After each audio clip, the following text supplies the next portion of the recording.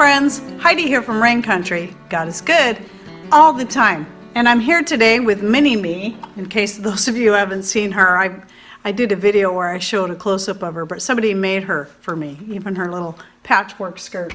So I thought she was really cute. So I thought I'd pull her out for this video. And thankfully, she's much quieter than me.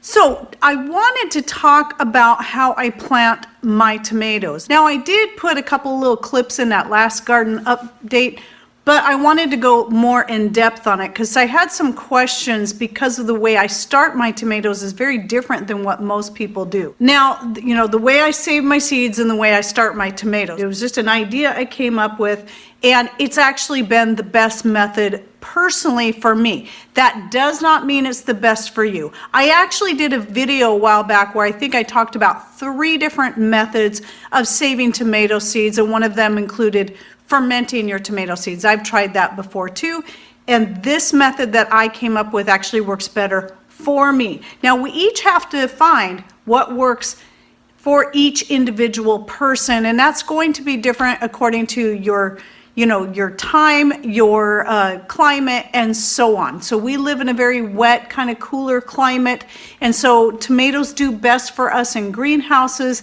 And then I try to do things in such a way where I don't have to depend on extra added heat or light in case that we have no grid power whatsoever. So for those of you who are new, we are partially off grid, and we try to do as much as we can, not depending on the public power that we do have, but depending either on our solar power or just whatever we can do naturally. You can see right here I've got a little envelope of my black brandywine tomato seeds. Now let me show you what these look like. It's going to be kind of ugly. There we go. So what that is a dried slice of tomato. And so what I do is I pick out my most beautiful tomatoes out of each variety, and then I slice that one up, and that's the one that I lay it out on paper towels like this, and then I allow them to air dry, just naturally air dry. I don't add heat to it. Now you could probably dehydrate them on a low heat so they don't mold. But when you think about it, what does this stuff do in nature? It falls to the ground, it's going to mold and mildew and ferment and rot, and that's what it does. This way, by putting it on the paper towel, it actually makes it easier so that when I go to pull it off the plate or whatever it is I had it drying on, it's all together.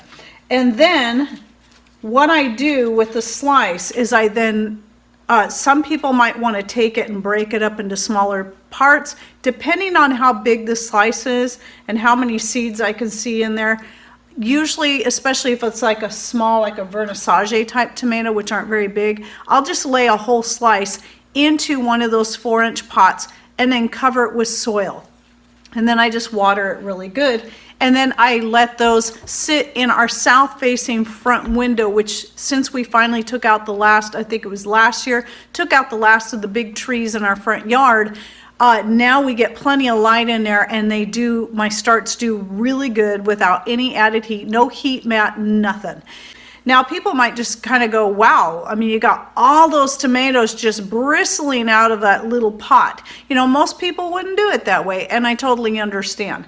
But to me, this is the way I do it because it saves me so much time and space. I just don't like to have a ton of pots sitting all over the place because I simply don't have the space for it inside. Then as the weather gets warm enough where I can move them out to the greenhouse, the next step that I do is then I take them out of the 4-inch pots. I take that whole big cluster and then put it in a bigger pot that will later be used for growing my peppers in. And then so that way they still have room to grow, but I don't separate them out at that point. Now, some people, if you're planning on selling your tomatoes, you would want to do that. You would want to separate them into 4-inch pots, but I don't sell my tomato plants. So I like to have a lot of tomato plants for several reasons.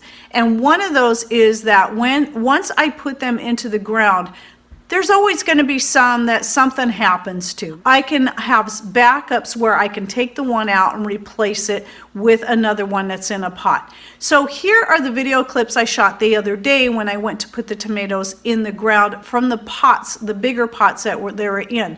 So I just take the pot and I turn it on its side and I kind of shake it and squish it a little bit until it's all loosened up, and I can then pull the pot off of there, and then I take the big cluster of tomato plants, and not super carefully, because it's okay, tomatoes can handle having their roots broken off and being a little manhandled a bit. It actually seems to help stimulate their growth, but of course you don't want to break off the whole main root.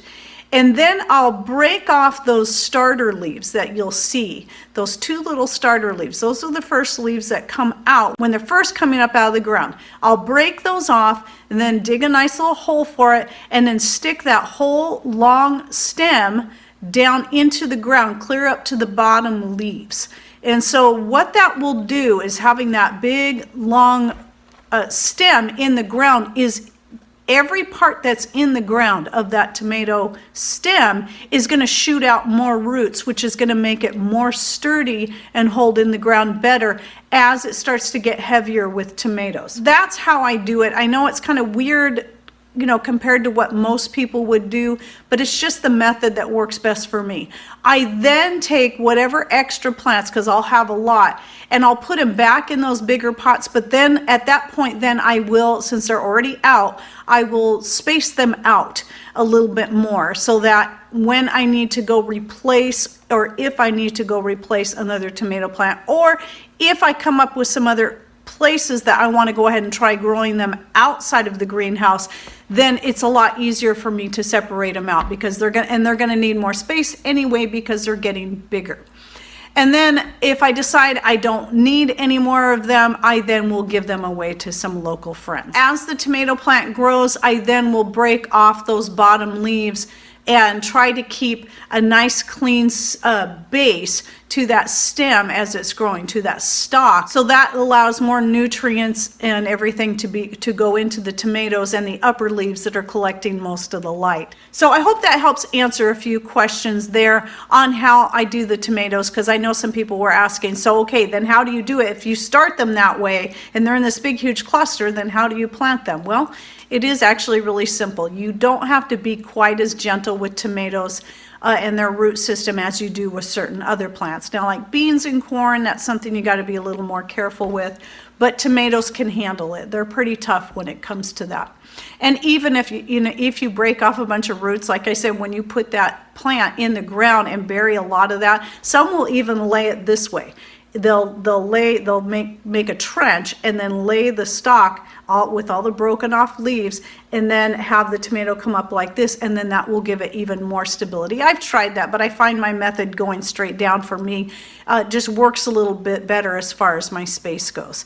So, but anyway, you could consider that other method, and that just gives it more stability. So again, any part that's under the soil is going to shoot out roots, and it's going to be just fine. I've actually had tomato plants that I'd forgot about.